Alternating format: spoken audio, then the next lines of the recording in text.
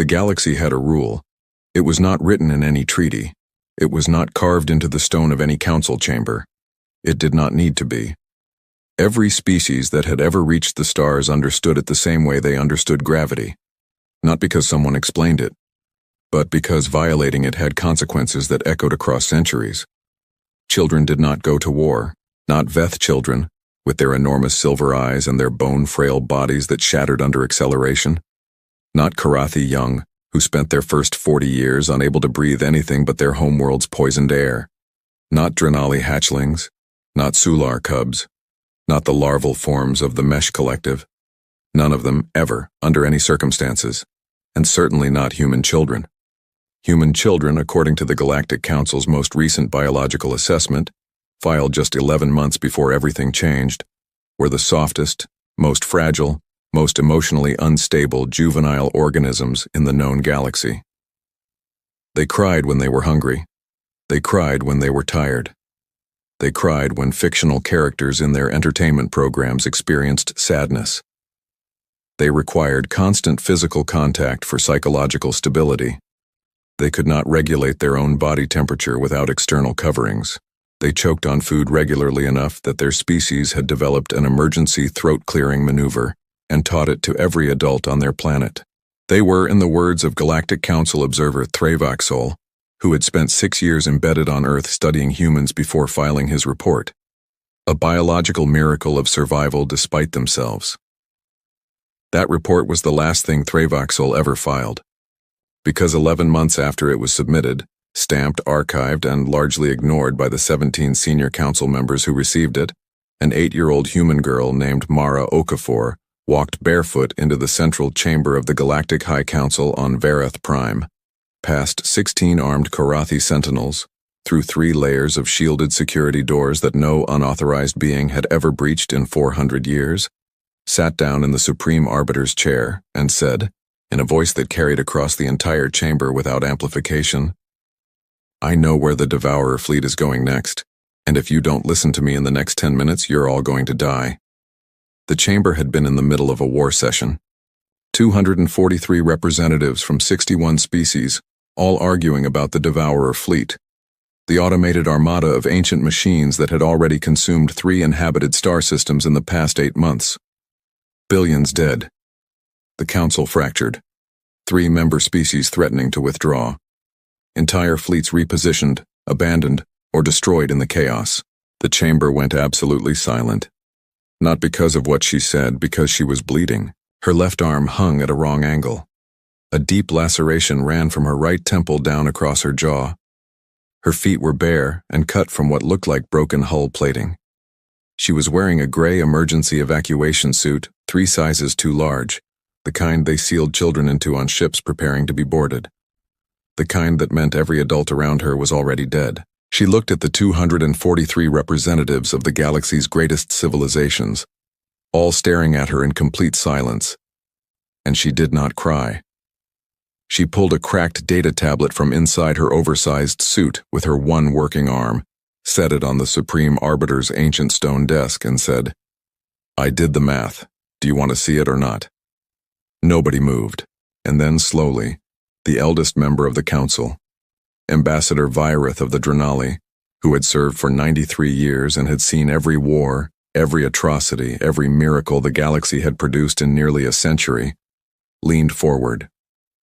"Show us," she said.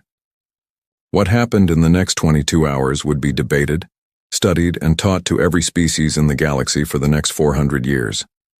But to understand it, to truly understand how an 8-year-old stopped the war that should have ended civilization, you have to go back.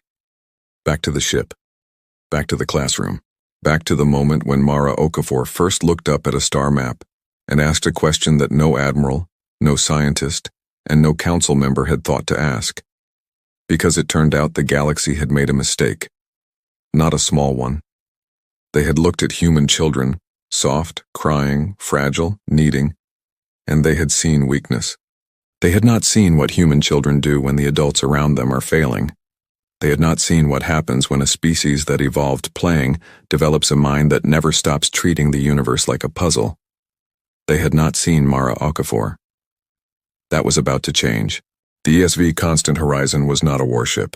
That distinction mattered enormously to its captain, Commander Adaeze Okafor, who had spent 3 years explaining it to everyone who asked. The Constant Horizon was a diplomatic logistics vessel, part supply runner, part mobile embassy, part floating school for the 47 children of council staff and diplomatic personnel who lived aboard it.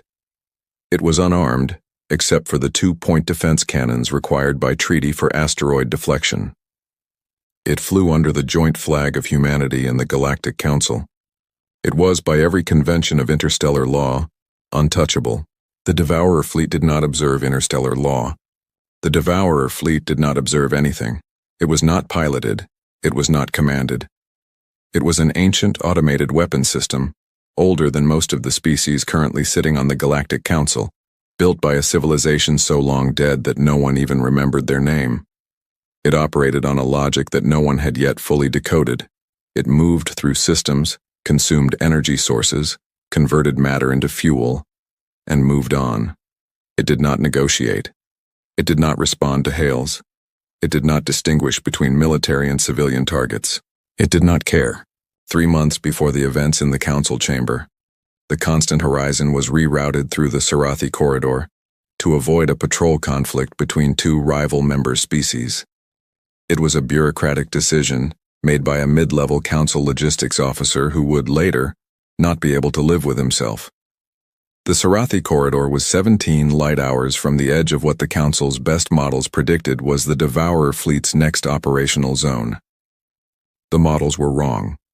The Devourer fleet arrived in the Sarathi corridor 14 hours after the Constant Horizon entered it. Commander Okafor had 40 seconds of warning.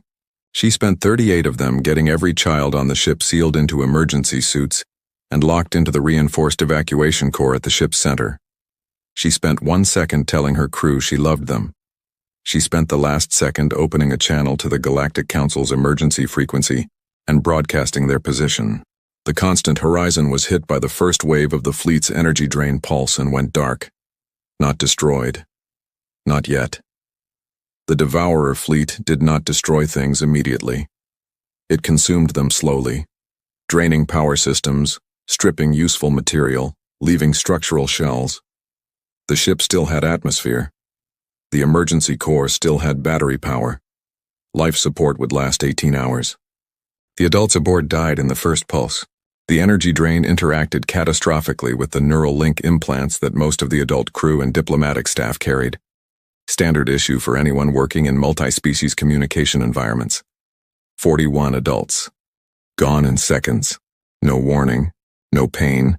The medical systems later determined, but that was a cold comfort that came far too late. 47 children were left alive in the dark. The oldest was 16. His name was Taran Vasek, son of the Veth ambassador. He had grown up on starships and knew emergency protocols. He took charge immediately, efficiently, and with a quiet authority that the other children responded to. He organized watches. He rationed the emergency nutrition packs. He kept the younger ones calm. He did not, however, understand the Devourer fleet. Mara Okafor was the youngest on the ship, 8 years old, the daughter of Commander Adaeze Okafor. She had been born on a starship. She had grown up in her mother's command briefing, sitting in the corner with a datapad, quiet enough that the officers forgot she was there. She had listened to thousands of hours of navigation discussions, tactical assessments, and fleet logistics analysis before she was old enough to understand most of the words. By the time she was 6, she understood more than most people realized. By the time she was 8, her mother had started answering her questions seriously instead of redirecting them. Her mother had given her a project 3 weeks before the attack. It was meant to be an educational exercise, a way to keep Mara occupied during a long transit.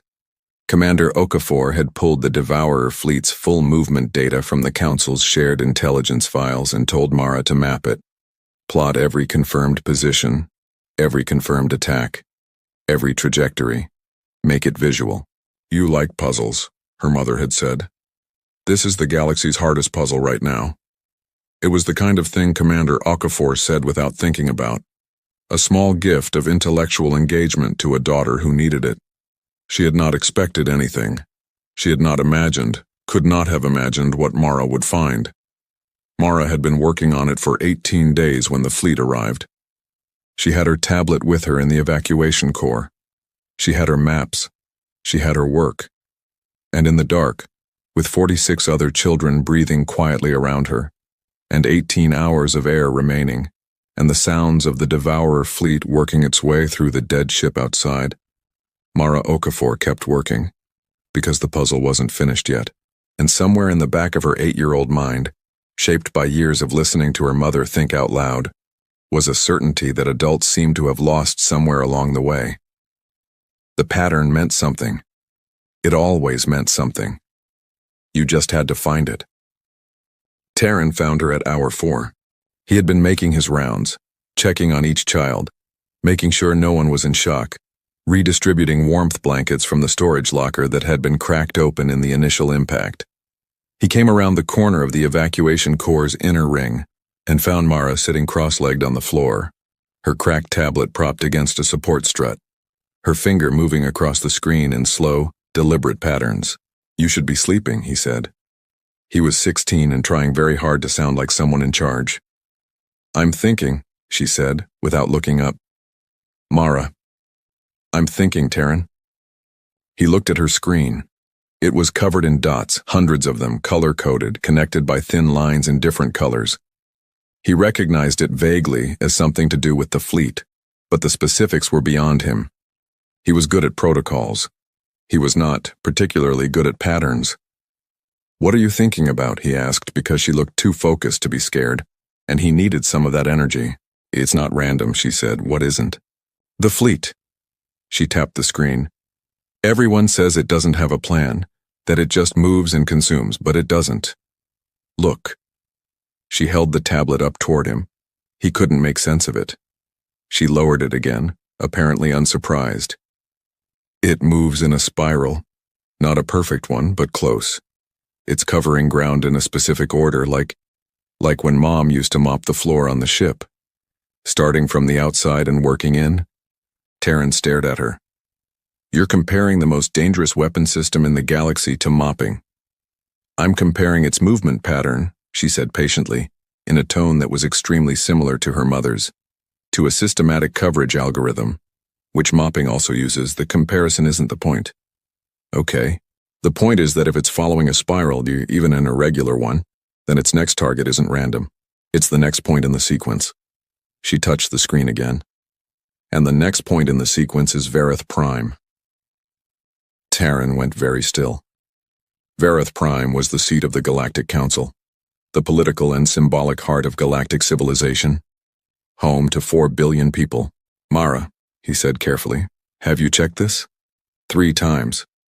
"Have you?" "I'm checking it a 4th time right now." He sat down next to her. Not because he fully believed her. He was 16 and she was 8, and the Council's best mathematicians and fleet tacticians had been analyzing the Devourer fleet for 8 months without reaching this conclusion. But there was something about the way she said it. Flat. Certain. No drama in it at all. The way her mother had spoken in briefings when she had already made up her mind about something and was simply waiting for everyone else to catch up. "If you're right," he said, "we have to tell someone. We have to get out first," she said, "and I'm working on that too." She had been working on that since hour 2. The evacuation core had limited systems, but not zero systems. Emergency beacon, disabled by the fleet's pulse, she had checked. Short-range communications, jammed, same reason. The fleet's energy drain technology worked by broadcasting a suppression field across a wide electromagnetic spectrum. Nothing was getting through it, but the suppression field had been designed to neutralize energy signatures, weapons, drives, communications arrays. It had been designed by a civilization that had been extinct for longer than humanity had existed. It had not been designed with human children in mind.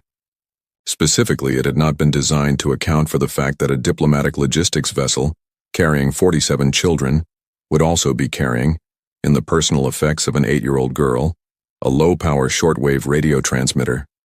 Handmade. A project from 6 months ago, built with parts scavenged from broken equipment with guidance from the ship's engineer, Mr. Vasconcelos, who had thought it was charming and had no idea he was participating in a future act of civilization-saving communication.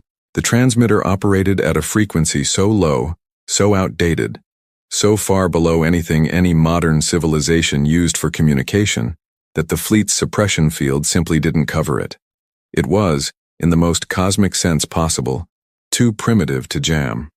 It had a range of approximately 400 kilometers under ideal conditions. The nearest active council relay station was 11,000 kilometers away, but Mara had been thinking about that problem too. "We need to move the ship," she told Terran at hour 6. He looked at her for a long moment. "The ship has no power." "The ship has no main power," she corrected. "The emergency core has battery power, which runs the micro-thrusters on the evacuation pod, which aren't propulsion, they're attitude adjustment. But if we fire them in a sustained sequence instead of in correction bursts, we can generate about," she checked her tablet, "0.03 meters per second of delta V. It's not much, but over 6 hours aimed in the right direction, it moves us close enough to the relay station that my transmitter might reach." Terran did the math in his head, slowly. Then, "That uses all the battery power, life support goes with it." "Yes. We'd have maybe 2 hours of air left. 1 hour and 47 minutes at the current oxygen consumption rate." The two of them sat with that for a moment. "Either someone hears us in that time," Terran said slowly, or we tried," Mara said simply. "We still tried." He looked at her. 8 years old. Left arm broken from the impact. She'd set it herself against a support strut without saying anything about it, and he'd only noticed when he saw her wince at a particular angle. Face cut. Bare feet, because her boots had been in her room when the alert sounded. Completely calm. "Your mom trained you well," he said. Something moved across her face. Just for a second. "She trained me to solve problems," Mara said, "so I'm solving them." She picked up her tablet. "I'm going to explain the thruster sequence to you and Yenna and Dov. It'll take all 3 of you to operate the manual override from the pod bay. I need you to start in 40 minutes. Can you do that?" He nodded. She was already looking back at the screen, checking the math a 5th time. The Council Relay Station AI logged an incoming signal at 3:14 Galactic Standard Time. It almost didn't flag it. The signal was so weak, so fragmented, so archaic in its encoding, that the AI's first pass classified it as cosmic background noise and moved to archive it. Its second pass, triggered by a subroutine that scanned for any pattern consistent with organic origin signal, caught a repeat structure and escalated it to review. The third pass decoded it. It was a voice. Young. Human. Female. Speaking in standard Galactic with a faint accent, calm and clear, repeating on a loop. "This is Mara Okafor, aboard the ESV Constant Horizon. We are located in the Sarathi corridor at these coordinates. We have 47 surviving children and approximately 1 hour 40 minutes of oxygen remaining. I have data regarding the Devourer fleet's next target. It is Verath Prime. I have the trajectory calculations. Please respond. This is Mara Okafor, aboard the ESV Constant Horizon." The relay AI escalated immediately to its highest priority flag. Within 3 minutes, the signal had reached Council Emergency Command. Within 7 minutes, a rescue fleet had been dispatched.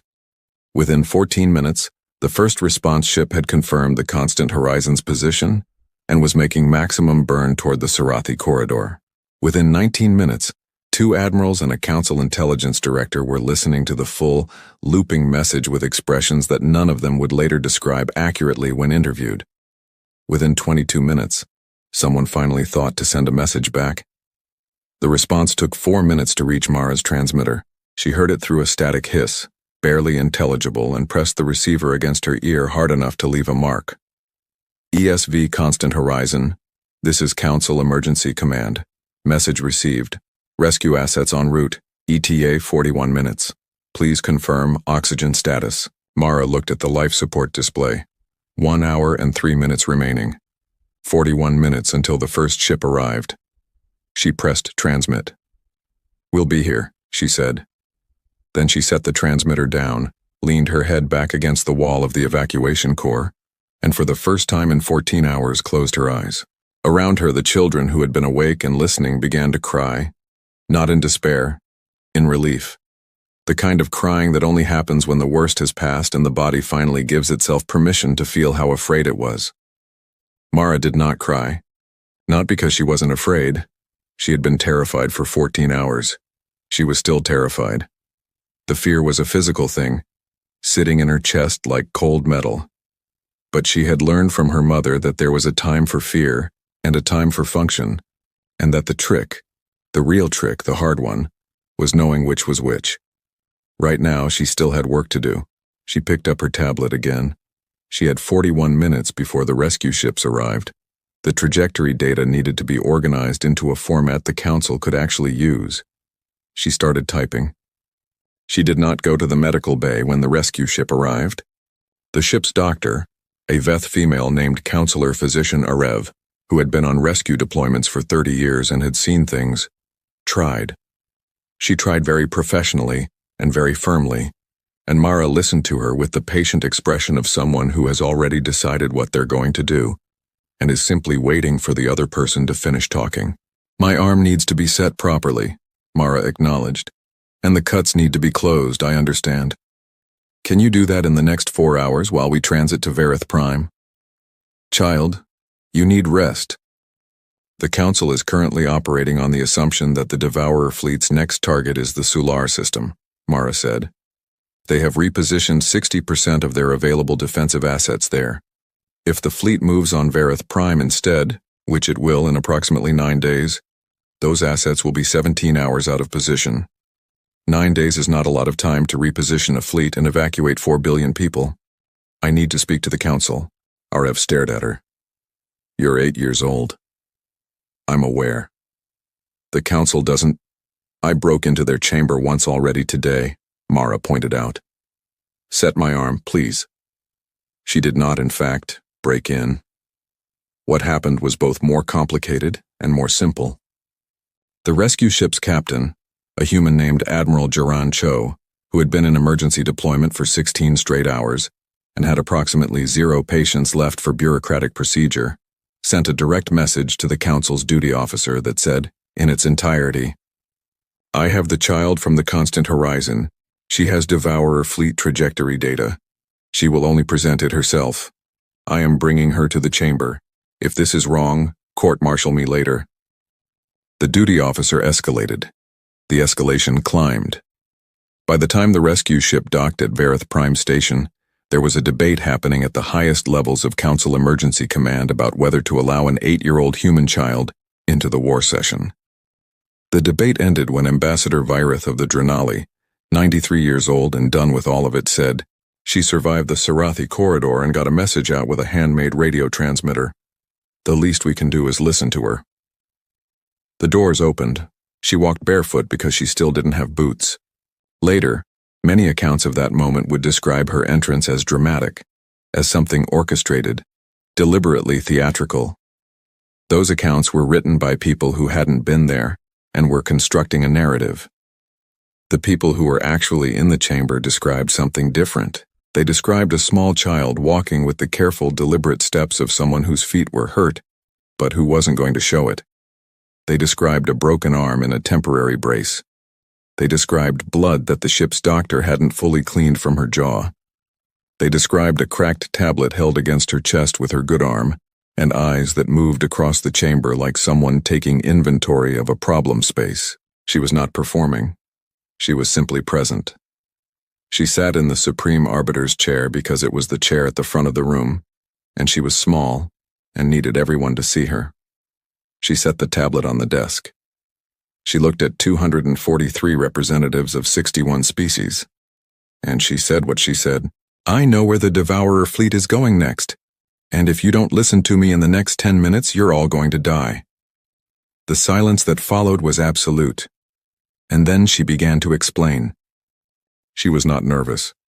She had been nervous before in ordinary life, before recitals, before tests, before the times her mother had asked her to present her schoolwork to the ship's officers as practice for speaking in front of people who are smarter than you think they are.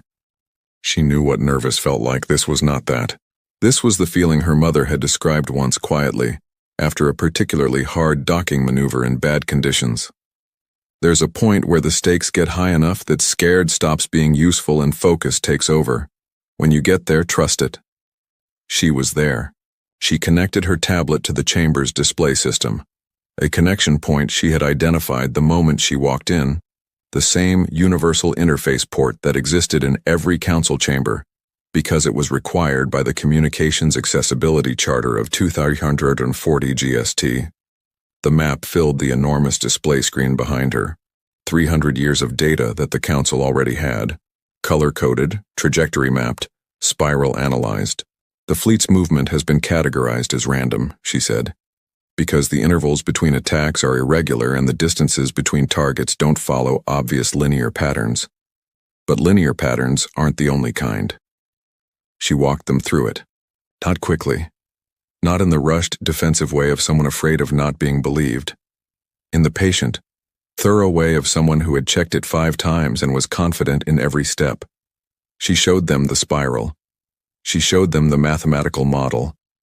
She showed them the 3 anomalies in the fleet's movement that had been classified as deviations and explained why they weren't. Why they were corrections for gravitational interference from passing stellar bodies, which the fleet was accounting for because its targeting system was more sophisticated than anyone had credited.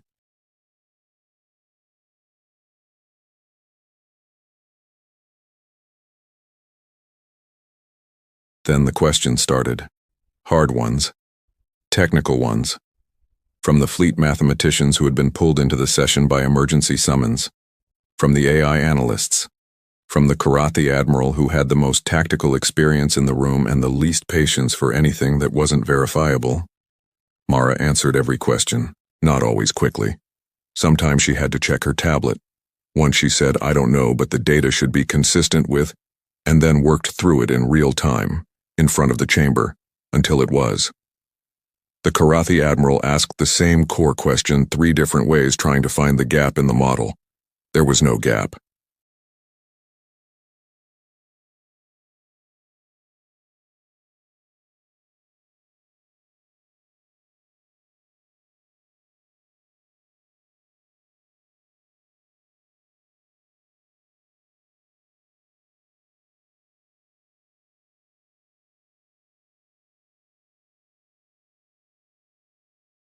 While managing the survival of 47 other children.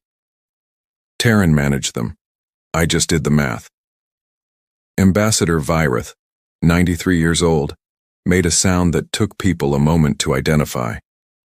She was laughing. They believed her. It did not happen instantly. There was verification, independent modeling, 46 hours of the council's best analysts stress testing every element of the spiral theory. In the end, every test confirmed it. The fleet assets were repositioned. Virith Prime's evacuation plan was activated.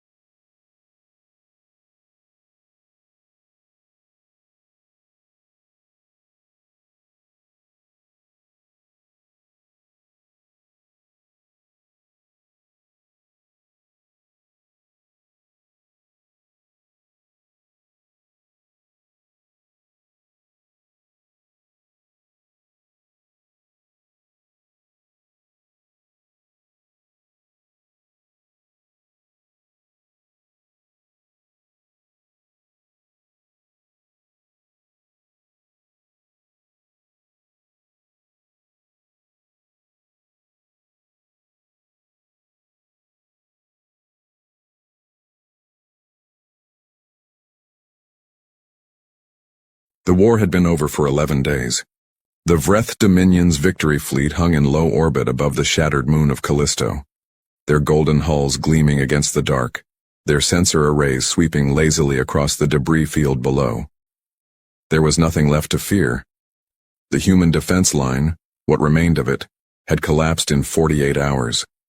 The great fortress stations of Jupiter's L4 and L5 points drifted as cold wreckage.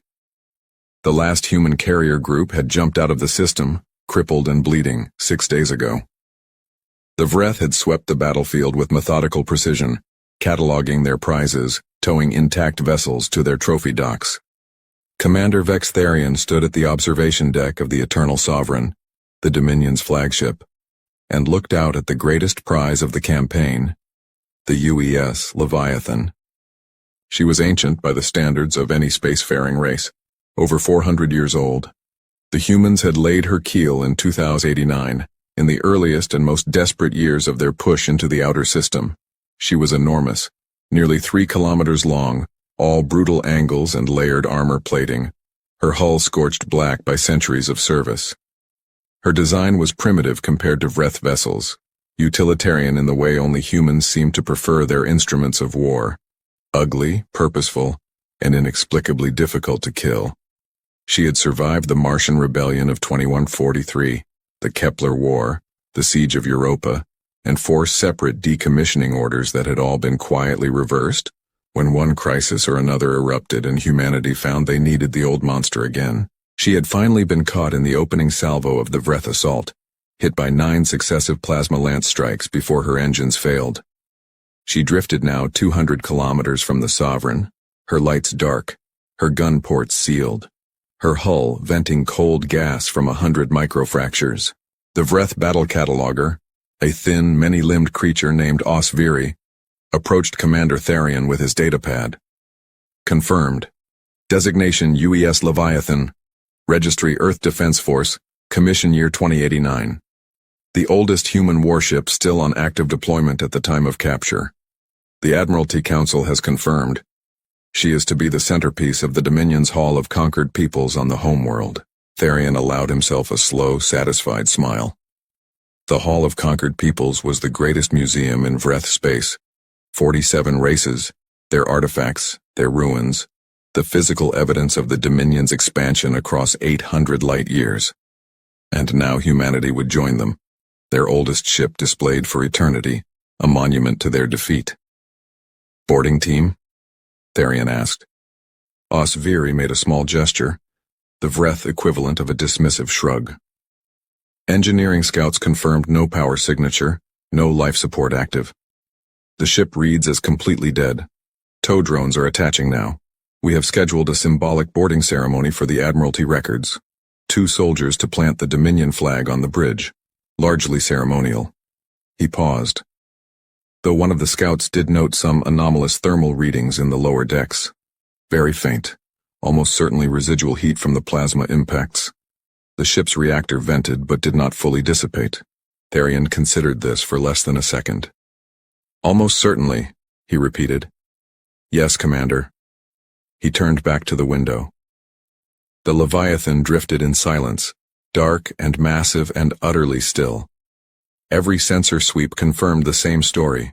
No power, no crew, no threat. Therian had been fighting humans for 6 years. He knew they were stubborn, creative, and dangerously unpredictable when cornered. But even he did not consider in that moment what it meant that no human had ever, not once in 400 years, let the Leviathan leave a battlefield without her crew. In the deep dark of Deck 7, Section 9, behind 3 airtight blast doors that had been manually sealed from the inside, in a compartment that didn't appear on any official schematic because it had been welded into the hull by a chief engineer in 2271 as an unauthorized modification that no one had ever gotten around to removing. 43 people were breathing, slowly, carefully, sharing oxygen scrubbers and body heat, wrapped in emergency thermal blankets, not moving, not talking, running on emergency power so minimal that their biosignatures registered as background noise. 43 crew members, led by a woman with a broken collarbone, a lieutenant commander's insignia, and the kind of patience that only came from 4 generations of a family that had served on the same ship. Lieutenant Commander Sarah Voss pressed her back against the cold bulkhead, closed her eyes, and counted her heartbeats. She had been counting for 11 days. She could wait a little longer. The Leviathan had not always been Sarah Voss's ship. She had been born on it. That was perhaps the more accurate way to say it. Her great-grandmother, Petty Officer First Class Maren Voss, had served in the Leviathan's engine room during the Kepler War. A brutal, grinding 2-decade conflict fought across the asteroid belt against a Terran separatist faction that had allied itself with what was then called the Vela Syndicate. Maren had died when Sarah was 3, a small, sharp-eyed woman who smelled of engine grease and kept a fragment of hull plating from the ship on her mantelpiece. "The Leviathan doesn't die," she had told little Sarah once in a voice that allowed for no argument. "She gets hurt, she bleeds, but she doesn't die. And neither do her people." Sarah's grandmother, Elena Voss, had served as a gunnery officer. Her mother, Commander Kira Voss, had been the Leviathan's first officer for 8 years before being promoted to a station command, and Sarah herself had requested the posting at 23, over the objections of 3 admirals who thought it was unhealthy to be quite that attached to a single vessel. She had served on the Leviathan for 14 years. She knew every sound her hull made, every vibration pattern of her ancient engines, every quirk of her jury-rigged life support, and her patched and repatched reactor shielding. She had also, unlike most officers in the Earth Defense Force, read every damage report and after-action file the ship had ever generated. All 412 years' worth. And she had noticed something. Buried in the engineering logs from the 2271 refit, authorized by a chief engineer named Dawson Mbeki, who had apparently been a man of deep suspicion and deeper paranoia, was a compartment. The schematics listed it as a collapsed storage bay, inaccessible, scheduled for removal that had never occurred. In reality, Mbeki had quietly expanded it, reinforced it, installed a passive air recycling system drawing off waste heat from a secondary power coupling, and connected it to a small emergency power cell that was itself connected to nothing else on the ship. He had then, apparently, simply waited. He had never needed to use it. 3 captains after him had discovered it and said nothing, apparently appreciating the same instinct that had led Mbeki to build it. Sarah had discovered it in her 4th year on the Leviathan. She had spent 2 weeks quietly restocking it and updating the air recyclers. She had not filed a report. She had told 2 people, her chief engineer and her senior medical officer, when the Vreth fleet had dropped out of FTL 11 days ago and opened fire before any communication had been established, before any warning, any ultimatum, any declaration of war. Sarah had been the highest-ranking officer on the ship. The captain was on Callisto Station attending a conference. The executive officer was aboard a logistics tender, overseeing resupply. Sarah had been in command for exactly 6 hours when the plasma lances hit. She had run the numbers in about 30 seconds. The Leviathan was crippled, they couldn't fight, they couldn't run. The Vreth were sweeping the battlefield and would board any intact vessel. A standard evacuation would put every single crew member in Vreth hands within hours. But Mbeki's compartment held 43 people, if they were friendly with one another and didn't complain about personal space. She had stood on the bridge with the collision alarms screaming and the hull groaning around her, and she had gotten on the ship wide and she had told the crew, all 912 of them, what she was doing and why, and she had asked for volunteers who understood they might be in there for a very long time. 400 people had stepped forward. She had chosen the 43 she needed, the 43 whose specific skills represented the best possible combination for what she had in mind. She had then ordered the remaining crew to evacuate in the escape pods, heading for the debris field, hoping the Vreth would take prisoners. The EDF didn't leave crew behind to die if there was any alternative, and then she had sealed the door and waited for the universe to get quiet. That had been 11 days ago. In the compartment, 43 people existed in a controlled stillness that took extraordinary discipline. They slept in shifts. They ate in silence, from the emergency rations Sarah had stockpiled. They communicated by handwriting on a shared tablet that was wiped after each message was read. No talking louder than a whisper, no movement that wasn't necessary. The thermal blankets kept their biosignatures diffuse. Chief Engineer Tomas Reyes was crouched beside Sarah in the near dark, studying a hand-drawn schematic of the Leviathan's internal systems. He was 41 years old, a compact, methodical man who had been the ship's chief engineer for 6 years and who had once famously restarted a dead reactor using parts from a kitchen appliance and a detailed memory of a textbook he'd read in his second year of the academy. He communicated in minimal gestures and expressions that Sarah had learned to read precisely. He held up 3 fingers. She nodded. 3 days, give or take, until the tow drones brought the Leviathan into the Vreth fleet's formation, based on the subtle vibration patterns they could feel through the hull. The drones had attached on day 2. Since then, the ship had been moving slowly, toward whatever destination the Vreth intended for her. Sarah looked at the tablet. She had been running numbers on it for days. She hadn't thought about survival in any individual sense for a long time now.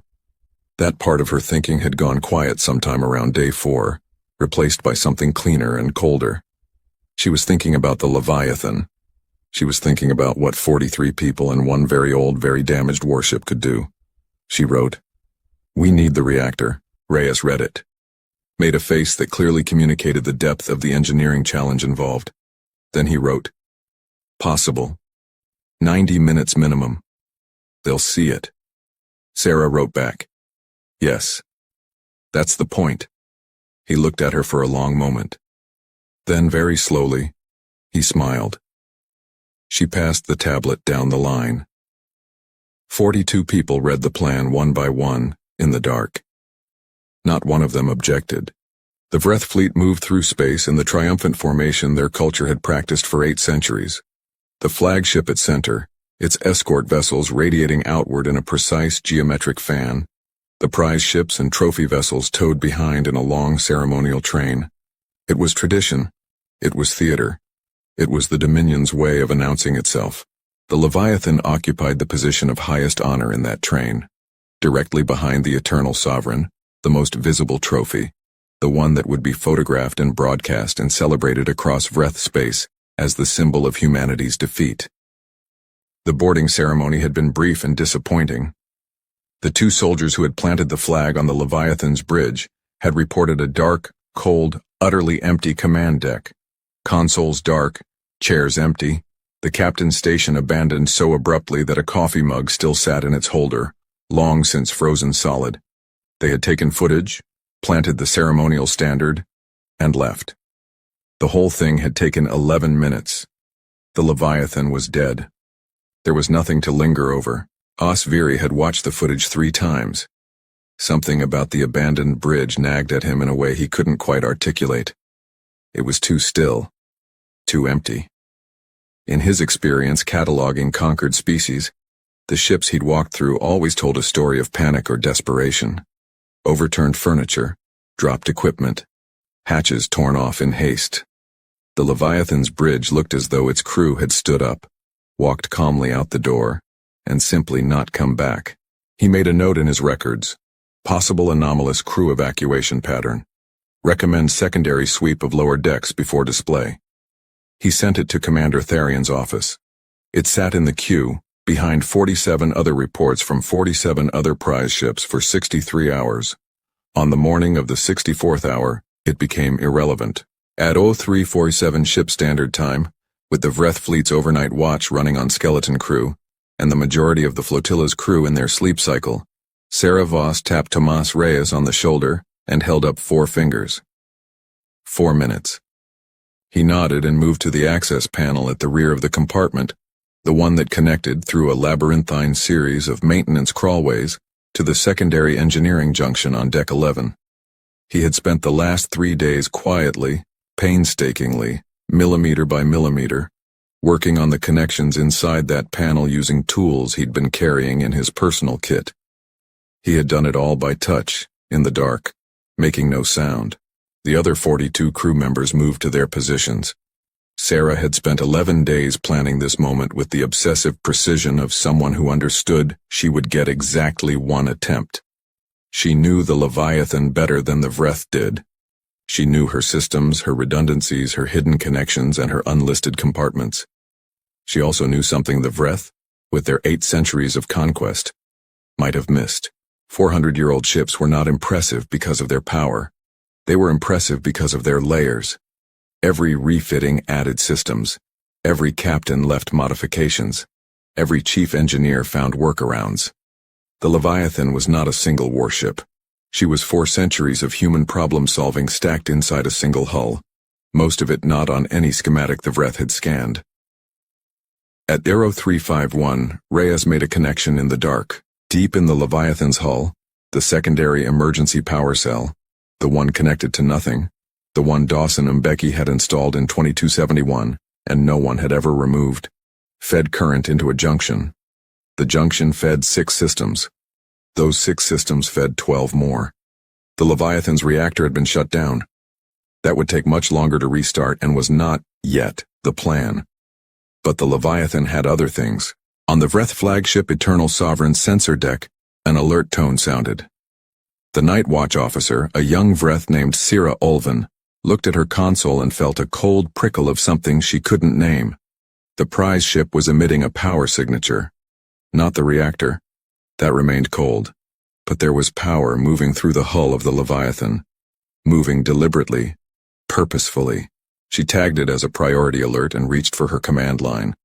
On the Leviathan, in corridors that had been dark for 11 days, emergency lighting flickered on. Dim, red, battle stations lighting, the kind that consumed almost nothing and illuminated just enough. 43 people moved through their ship in that red dark, fast and silent, going to places they had memorized in their heads during 11 days of stillness. Sarah moved to the auxiliary control station on Deck 4. Not the bridge, not where anyone would expect command to originate, but a redundant station installed during the 2156 refit after the Leviathan had lost her bridge crew at Europa and continued fighting for 6 hours under auxiliary control. She settled into the chair, pulled up what systems she had, and began to work. The Leviathan could not fight. Not yet. Her main battery was cold, her primary targeting systems were offline, her engines were dead. But Dawson and Mbeki had been a thorough man. The Leviathan's communication systems came online.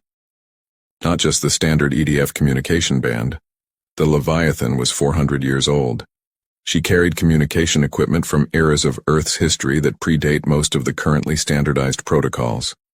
Buried in her comm array was hardware that could broadcast on frequencies no current Vreth scanner was specifically calibrated to monitor, because those frequencies were, in modern military parlance, obsolete. They were obsolete because no one used them anymore. Except the EDF's emergency beacon network, which had been built to survive exactly the kind of scenario the human fleet had just experienced, and which received on every frequency ever used by an Earth Defense Force vessel, including the ones that had gone out of regular service 2 centuries ago. Sarah Voss opened a channel on a frequency that hadn't been used since 2201. And she talked. She talked fast and she talked precisely, and she included coordinates and ship status and fleet composition, and everything she had been cataloging through 43 sets of ears and eyes, pressed against the hull of a dead ship for 11 days. She talked for 4 minutes and 12 seconds, which was exactly as long as it took the Vreth watch officer to triangulate her signal and realize it was coming from inside the Leviathan. By then, she was done. She closed the channel, looked at the ceiling, and said quietly to no one in particular, "Great-Grandma, I hope that's what you meant." On the sensor deck of the Eternal Sovereign, Sira Ulven was shouting for the commander. Commander Therian arrived on the command deck still pulling on his uniform, moving with a velocity that made his staff instinctively step back. His eyes went immediately to the sensor display, and what he saw there stopped him cold for exactly 1 second. The Leviathan was active. Not fully. Not her engines, not her weapons, not her shields. But her systems were coming online in sequence, one by one, in the methodical and unhurried way of a crew that knew their ship and was in no particular hurry about it. The communication array, navigation sensors, damage control stations, each one flickering to life like a candle being lit in a dark room. "Life signs," he said, and it was not a question. 43, Sira Ulven said. Her voice was admirably controlled. "Lower decks, Commander. Deck 7, it appears. They were shielded somehow. The thermal signature is consistent with a weeks-long inhabitation but diffuse, distributed. We read it as residual heat from the plasma impacts. Tharian stared at the display for a long, silent moment. 43 humans. On a ship he had been towing for 11 days through the heart of his fleet's formation. On a ship that had just spent the last 4 minutes broadcasting on a frequency his scanners had flagged, but not prioritized, because it was archaic and supposedly disused. What did they transmit, he asked. The signals officer didn't meet his eyes. Fleet composition, weapon classifications, FTL course projections, current position, heading, speed, detailed breakdowns of every ship in the formation. A pause. Commander, if anyone received that transmission. I know what it means, Tharian said. He knew with the certainty of a commander who had fought humans for 6 years exactly what it meant. He had been outmaneuvered, not by a fleet, not by a strategic genius with 100 ships at his back, but by 43 people in a box, breathing slowly and waiting. Options, he said. We can board her now. They'll have internal defenses active within minutes. The tow drones, they can cut the tow drones. They have damage control stations online. Look. He pointed at the sensor feed where the Leviathan's readout was still, steadily changing. Systems coming up. The humans were using their head start. At what rate is she restoring function? The signals officer ran numbers. His expression shifted to something deeply uncomfortable. Commander, the emergency power cell they're running off is small, but it's feeding into pre-existing system connections in a pattern that suggests someone mapped this out in advance. The restoration sequence is too clean to be improvisation. They planned this. Of course they planned it, Tharian thought. Of course. They had sat in that box for 11 days and they had planned this.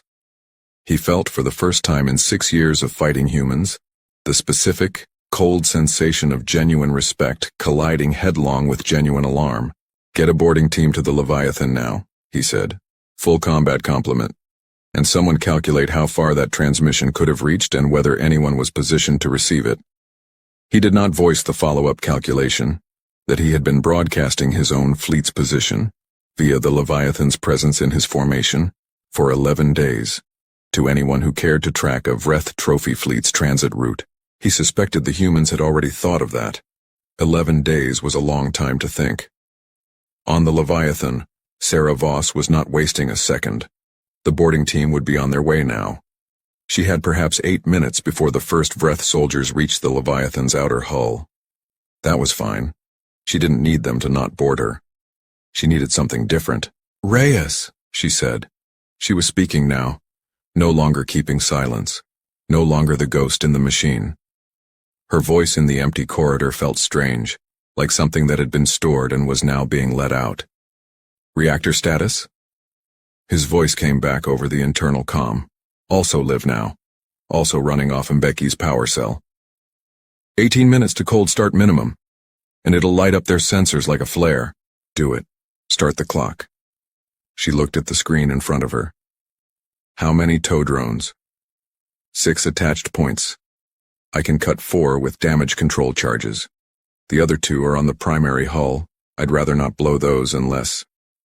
Cut all 6, she said. A pause. That'll really light up their sensors. Yes. It will. Another pause. Then, starting reactor sequence.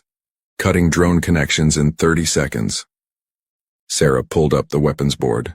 The main battery was still cold, minutes away from any sort of readiness. But the Leviathan was 400 years old, and she had redundancies on her redundancies. And buried in the Deck 3 armory were 6 autonomous point defense pods that drew off a completely separate power system, installed in 2301 as an anti-drone measure, that had been missed in the Vreth initial scan, because they were designed, specifically, to have no power signature whatsoever until activated. She activated them. The Vreth boarding shuttles, currently crossing the 200-meter gap between the Eternal Sovereign and the Leviathan, encountered automated point defense fire approximately 90 seconds earlier than anyone on the Eternal Sovereign had calculated was possible. Commander Tharian watched 2 shuttles peel away and heard the damage reports coming in, and felt the shape of the situation crystallizing around him with horrible clarity. The Leviathan was not being recovered. The Leviathan was being operated by 43 people with a plan they had spent 11 days refining, using systems the Vreth hadn't known existed, and with every passing minute she was getting more dangerous, not less. "Power spike," the sensor officer said. "Commander, her reactor just went to start sequence." Therian looked at the display. The Leviathan's power signature, which had been a whisper, was climbing. Still small, she was nowhere near operational capacity, but the trajectory of that climb was unmistakable. She was waking up. "How long until she's weapons hot?" he asked. The pause before the answer was not reassuring. "At current restoration rate? 12 minutes for partial battery, 6 minutes for close-range defensive guns. And our boarding team? 4 minutes out. If the point defense, she has 6 pods," Therian said. He had done the math. "She can hold a boarding approach for approximately 6 minutes before—" "Commander." The voice was quiet from the back of the command deck. The communications officer. "Sir, incoming contacts. FTL emergence signatures bearing 274, multiple." A pause that stretched for exactly 3 seconds too long. "It's human. Earth Defense Force transponders. Commander, it's a lot of them." Therian turned very slowly to look at the display. The transmission had been received. The human fleet came out of FTL in a formation that the Vreth tactical database had no record of, because it had never been used before. It had been, in fact, improvised by Admiral Yusuf Kara in the 12 hours since he had received Sarah Voss's transmission on a frequency he hadn't expected to hear again in his lifetime. In the bunker on Ganymede, where the remnants of the Earth Defense Force were licking their wounds and trying to figure out how to tell 9 billion people that they had lost. The transmission had arrived like a gift from a past century, in the voice of a woman he knew, precise and calm and packed with intelligence he had not had, and it had told him exactly where the Vreth fleet was, what it was carrying, and, most importantly, that the Leviathan was not dead. He had launched within the hour. The formation was aggressive, calculated to exploit the specific weaknesses in Vreth fleet geometry that Sarah's transmission had identified. The blind spots created by the trophy train's configuration, the tow cable angles that restricted the escort vessel's firing arcs, the precise position of each ship. Kara was a careful man in most circumstances. He was not careful now. The Vreth fleet, designed for parade formation rather than combat formation, scrambled. The Leviathan, with partial reactor power, with 2 gun turrets online, with 43 crew members running systems that normally required 900, fired for the first time in 11 days. Her guns were old. Her targeting was running off backup processors. Her power allocation was being managed by 1 engineer and a lot of creative wiring. Her accuracy at this range, against a moving target with partial power, was considerably below her rated specifications. She still hit the Eternal Sovereign twice in 40 seconds.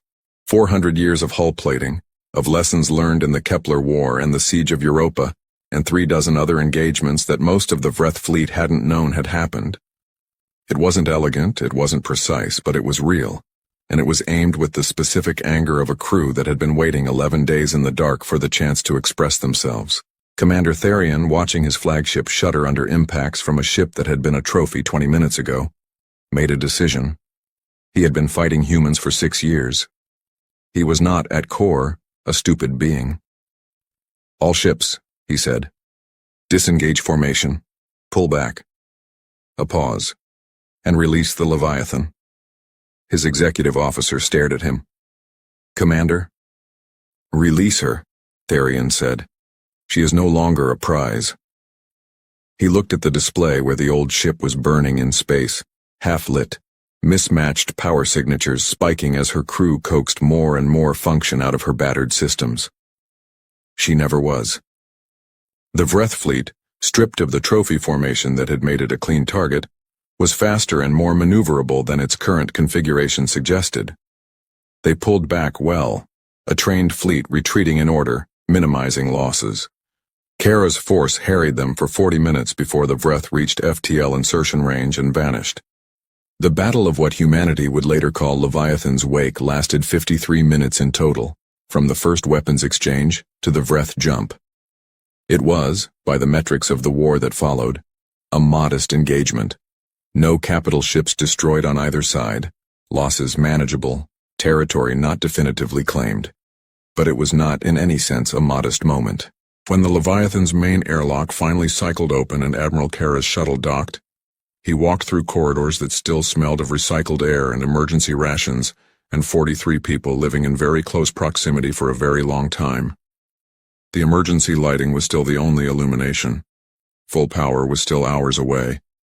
The hull creaked and groaned, leaking heat and gas through her 100 small wounds. He found Sarah Voss in the auxiliary control station on Deck 4, still in the chair she had been sitting in when she opened the channel, now running targeting calculations for the gun turrets that her crew was manually reloading somewhere below. She looked up when he came in. She looked like she hadn't slept properly in 11 days because she hadn't, and she looked like she wasn't going to start any time soon. "Admiral," she said. "Commander," he said. He looked around the small, battered compartment. "You look terrible." "I've been in a box," she said. "Sir." He sat down in the only other chair.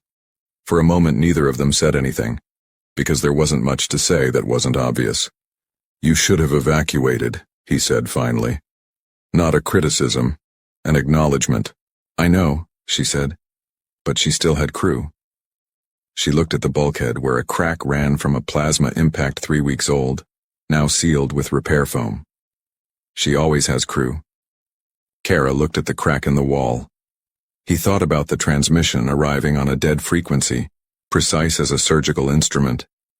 He thought about 43 people sharing air in a compartment built by a paranoid engineer in 2271, who had never needed to use it, waiting for the moment to matter. He thought about the Leviathan, 400 years old, battered and leaking and half-powered, taking shots at the Vreth flagship from a position of complete disadvantage and hitting anyway, because the person behind the targeting system knew every quirk of every backup processor, and loved the ship she was fighting with the specific love of someone who had been born to it. "The Vreth will be back," he said. "I know," said Sarah. "The ship needs weeks of repair before she's combat ready. I know. And you need sleep. When we're done." She looked at him. In the dim red light she looked for just a moment exactly like the photograph of Petty Officer First Class Marin Voss that hung in the Leviathan's crew gallery, taken in 2143, in the engine room, after the ship came home from Europa. Same eyes, same set of the jaw, same expression of someone who has considered the odds and found them insufficient cause to stop. Kara stood. He had a fleet to regroup and a war to continue planning, and he was running on too little sleep himself. But he paused at the door and looked back. "The Vreth called her a trophy," he said.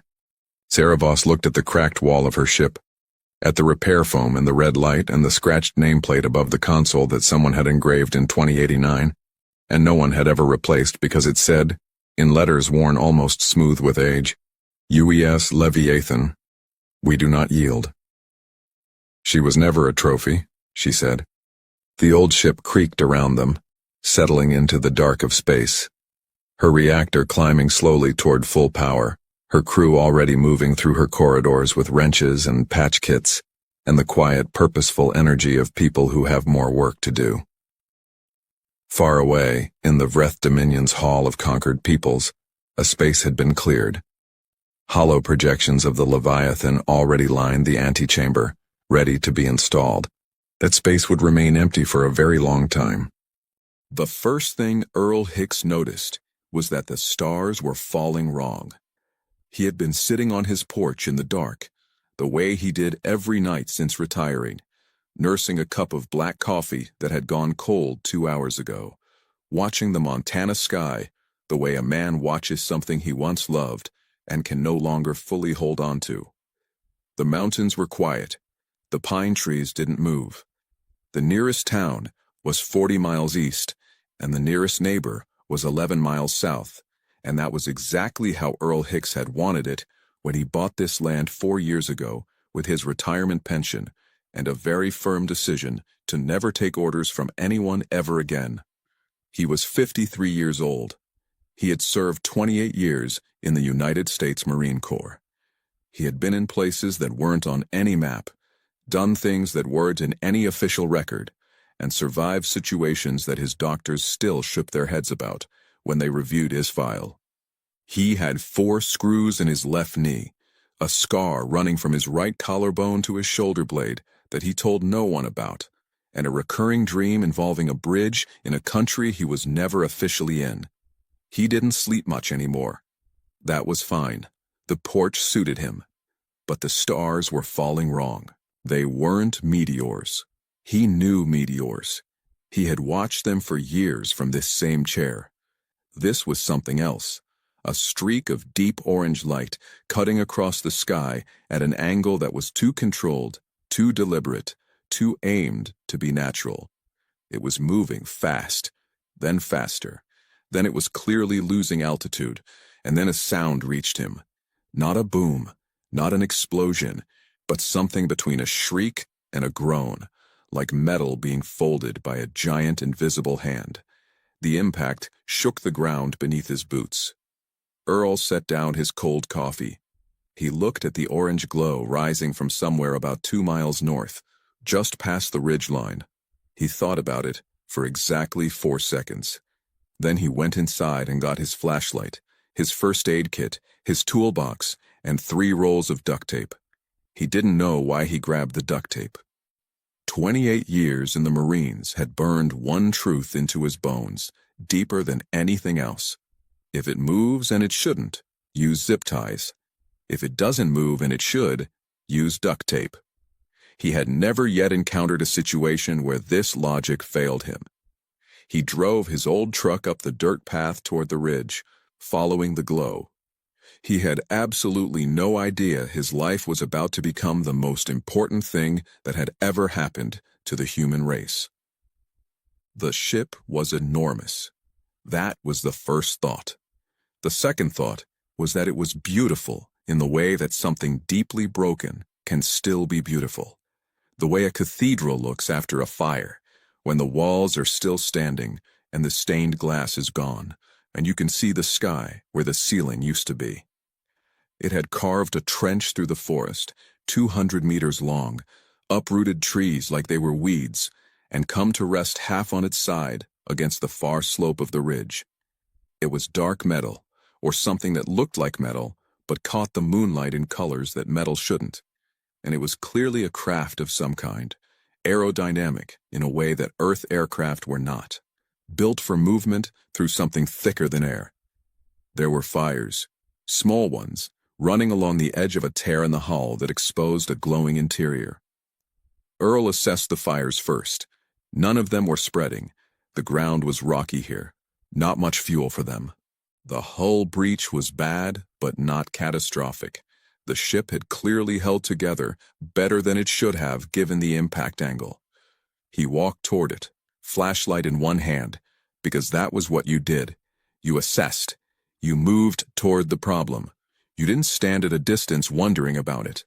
That was when the hatch opened. It fell outward with a hiss of pressurized air and hit the ground with a sound like a struck bell. And then 3 figures came out, and Earl Hicks stopped walking for the first time. They were tall, taller than any human, by about a full foot.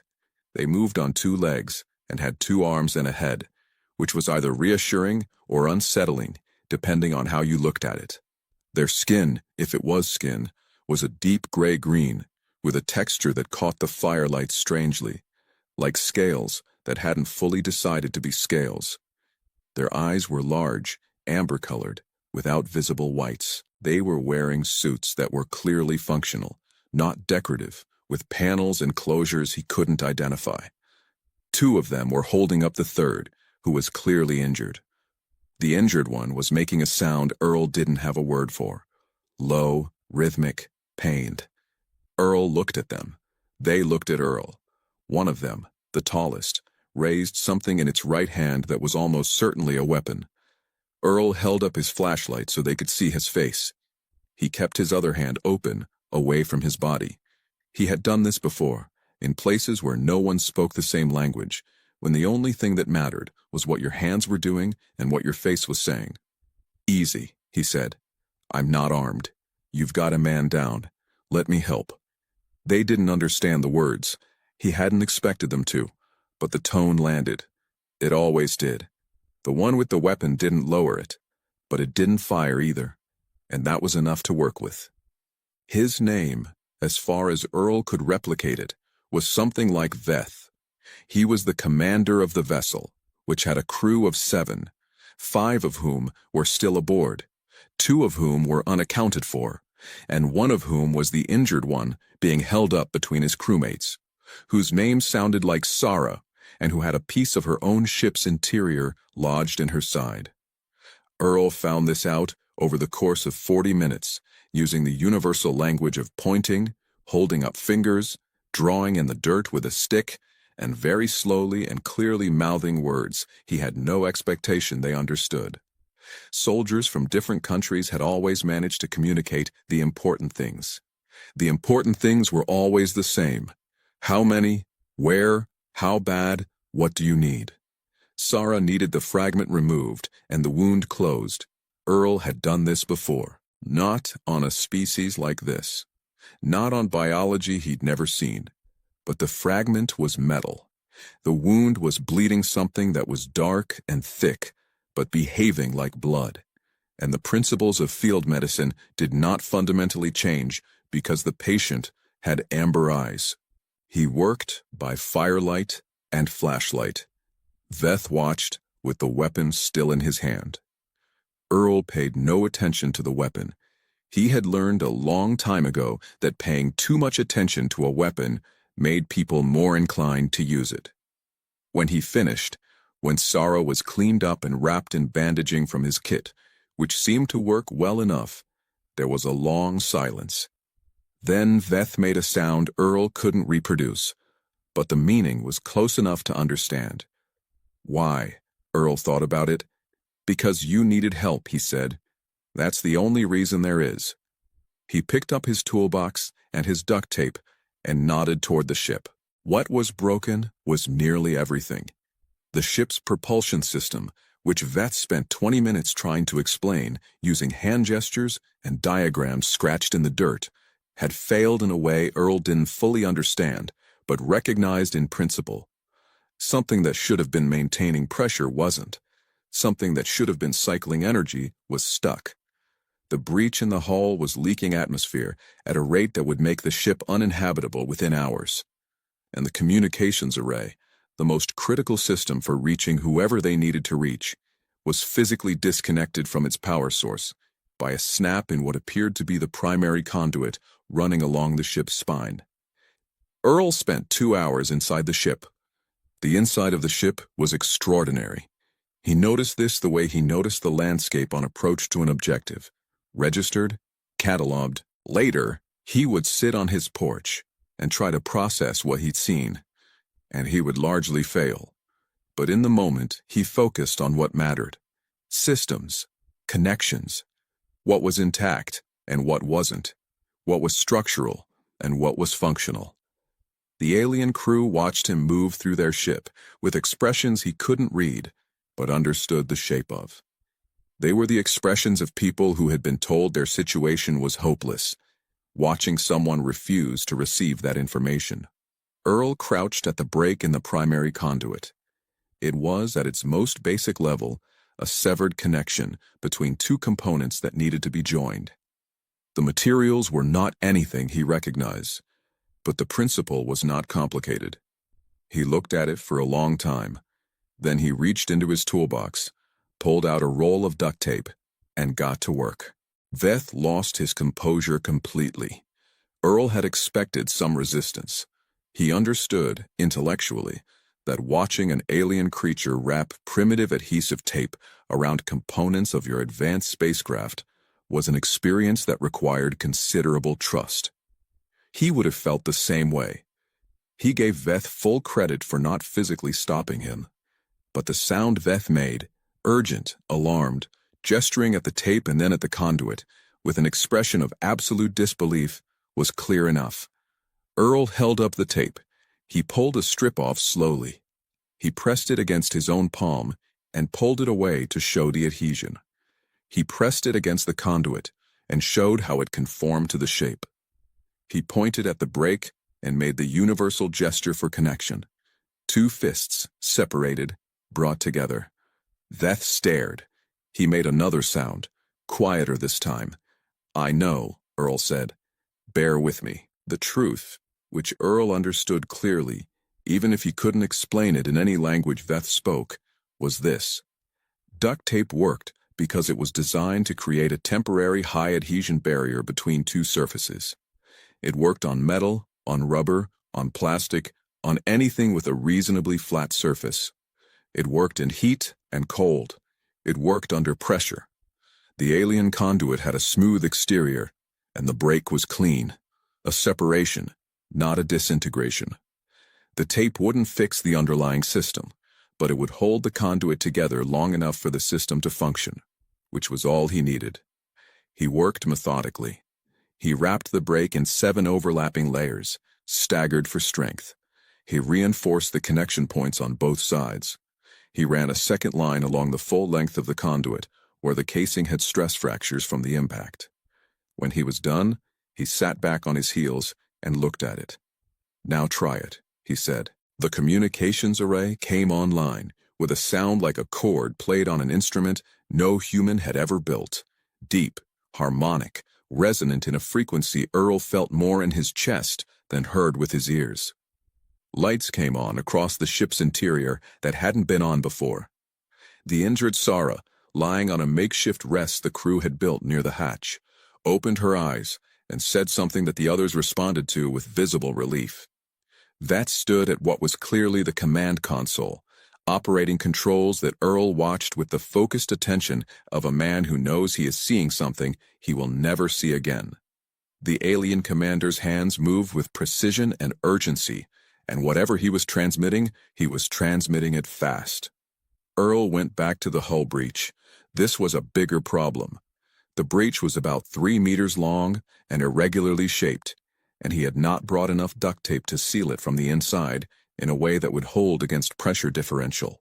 He solved this by also using the emergency thermal blanket from his first aid kit, his spare work jacket, and what turned out to be the most critical item in his truck bed, a partial roll of aluminum foil tape he had bought 8 months ago to reseal ductwork in his cabin and never gotten around to using. The combination held. He knew it wouldn't hold forever. He also knew it didn't need to. Veth found him as he was finishing. The alien commander stood in the breach area and looked at the repair. The overlapping foil tape, the silver emergency blanket stretched and fixed beneath it, the duct tape borders holding the whole assembly against the hull, and was silent for a very long time. Then he said something. Earl didn't know the word, but he recognized the tone.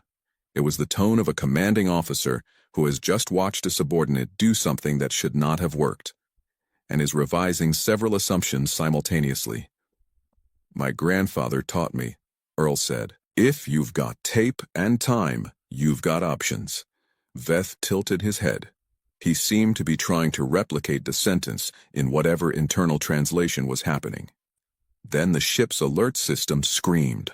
They came from the north, dropping through the cloud layer at an angle that made Earl's stomach drop. Not from fear, but from recognition. He had seen attack approaches before. The angle, the speed, the deliberate spacing between craft. This was not a search pattern. This was an assault formation. 3 ships, larger than Veth's vessel, moving with the precision of a coordinated strike. Earl counted them, assessed the speed, looked at the terrain. He turned to Veth. "Who are they?" Veth's expression answered the question before any gesture could. The amber eyes went flat and hard, and the alien commander moved to the weapons console with the controlled urgency of someone who had already calculated the odds and didn't like them. The ship's weapons were offline. Earl didn't need Veth to tell him. The console lights were wrong, the responses too slow. The whole weapon system still drawing power from a grid that his repairs had only partially restored. They had minimal power. They did not have the ability to fight back. Earl looked at the approaching ships. He looked at the terrain, the ridge, the tree line, the long trench the crash had carved. He looked at his truck. He looked at his toolbox. How long until your people respond to that signal? Veth held up 4 fingers, then tapped his wrist where a human would wear a watch. 4 hours. The enemy ships were maybe 20 minutes out. Earl did the math. Okay, he said. He was already moving. Here's what we're going to do. The plan had 4 parts. Earl explained them using the dirt drawing method he had developed over the past 4 hours of communication, drawing fast and pointing at the terrain and the ships and the men, the crew, all 5 of them now, since Sarah had insisted on being helped upright, and she turned out to be, even injured, the second largest person in any room. And they got it. They were soldiers. Different species, different world, different everything. But soldiers recognized a briefing when they saw one. Part 1 was the trench. The impact trench was 200 meters long, 3 meters deep, and ran roughly northeast to southwest. It was already dug. Earl had not dug it, but it was there. And a defensive fighting position that's already dug is one of the most valuable things in any engagement. He walked the crew through it, positioned them, used hand signals they seemed to understand instinctively, because hand signals for stay down and watch that direction are not actually that culturally specific. Part 2 was the truck. Earl drove his truck to the eastern end of the trench, positioning it broadside to the expected approach, which gave it 0 military value as cover, but significant value as what Earl actually needed it for: a distraction, and a mount for the 2 floodlights he pulled from the truck bed and rigged to the battery using jumper cables. The lights were bright enough to be temporarily blinding at 50 meters. He pointed them northeast. Part 3 was the hull. The breach repair was holding, but one section of the loosened hull plating, a panel about 2 meters wide that had been partially torn away by the crash and was now hanging at a 45-degree angle, was, with 6 people and considerable effort, able to be repositioned. Earl had them angle it northwest. It would catch light. From above, at speed, it would read as a different signature than the damaged ship. Part 4 was Earl. They waited in the trench. 17 minutes. Earl had always been good at waiting. He had spent years of his life waiting, in positions, in vehicles, in rooms with no windows. Waiting was not the absence of action. Waiting was the action when the action required it. He crouched in the trench and breathed slowly, and watched the sky go from dark to darker, where the cloud layer was thickening to the north. Beside him, Veth crouched in the same posture. Earl noticed at some point during the wait that the alien commander had adopted his specific way of crouching. Weight on the balls of the feet, forearms on knees, eyes at the horizon. He hadn't done it consciously. Soldiers absorbed each other. Earl glanced at him. Veth's amber eyes were steady. Not calm exactly. He could see the tension in the set of the alien's jaw, if jaw was the right word for it, but controlled, deliberate. Whatever he had fought, wherever he had fought it, this man, this person had been in positions like this and come out of them. Earl gave him a single nod. Veth returned it exactly. The clouds to the north lit up orange. Here we go, Earl said. The enemy ships did not fire immediately. Earl had counted on this. They were looking for survivors from the crash, which meant they needed to identify the target before they destroyed it. They swept low on their first pass, 200 feet, maybe less, and Earl watched from the trench as their searchlights moved across the ridge. The searchlights found the repositioned hull panel first. That was the point. The panel, angled to catch light, gave a strong reflection from a position 30 meters north of the actual ship. It looked from above and at speed like a partially intact vessel. The enemy ships circled it, discussed it, whatever their equivalent of discussing was. Earl clicked on the floodlights. 2 million candle power pointed northeast, directly into the approach vector. The effect on alien ships was not identical to the effect on human pilots, but the principle was sound. Sudden, intense, unexpected light source on approach disrupts sensors before it disrupts anything biological. The lead ship pulled up sharply, its approach angle broken, its sweep pattern disrupted. The other two responded to the leader, which was exactly how coordinated assault formations responded to disruption. They followed the lead ship, which meant they followed it away from the actual vessel. That bought 3 minutes. 3 minutes was what Earl needed. He was already moving. The communications array was still active. Veth had left it transmitting on an open frequency. Earl had made sure he understood this part of the plan clearly, using the most emphatic dirt drawings he had produced all night, which meant the enemy ships knew exactly where the signal was coming from. They would come back to it. They were coming back now. The disruption recovered, reforming into their assault pattern 2 ridges north. But the signal Veth had been transmitting for the past 4 hours had been received. Earl knew this because Veth had told him. 4 fingers, tapped wrist, and then a 5th gesture Earl hadn't seen before, something fluid and downward with the right hand, which he had interpreted as arrival, and hoped he was right about. He was in the ship, at the communications console, with no idea how to operate it. He looked at it the way he had looked at every system he'd ever had to learn fast, not trying to understand it completely, but looking for the thing that was obviously a transmitter, the thing that was obviously a frequency control, the thing that was obviously a broadcast. Systems built by people who needed to use them had logic to them. Not the same logic, not always intuitive logic, but logic. He found 3 components that seemed like the right candidates. He operated them in sequence, loudly, in English, because it didn't matter what he said, and he wanted something going out on every frequency that system touched. This is Earl Hicks, retired gunnery sergeant, United States Marine Corps. I am at the crash site. We have 3 hostile ships on approach. If anyone is receiving this, now would be a very good time. He said it 4 times. Then the ridge to the north lit up white. They came out of the cloud layer like something from a dream that hadn't decided whether to be a good dream or a nightmare. 7 ships, large, moving in a formation that was nothing like the enemy's assault pattern. A formation that Earl's eye told him was something between an escort and an interception.